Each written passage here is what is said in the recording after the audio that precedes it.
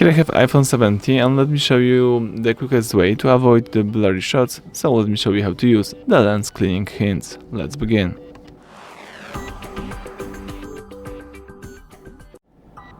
So lens cleaning hints is like a new feature on iOS 26, let me show you how to enable it.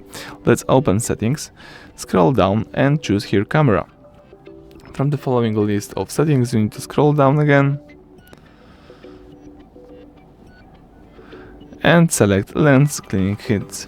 So now displays shows you a suggestion when the camera lens should be cleaned to improve the image quality. So it's really useful. Let's keep these settings enabled and you will have the information about your lens. So basically that's it. Thank you for watching. Please subscribe to our channel, leave thumbs up under the video.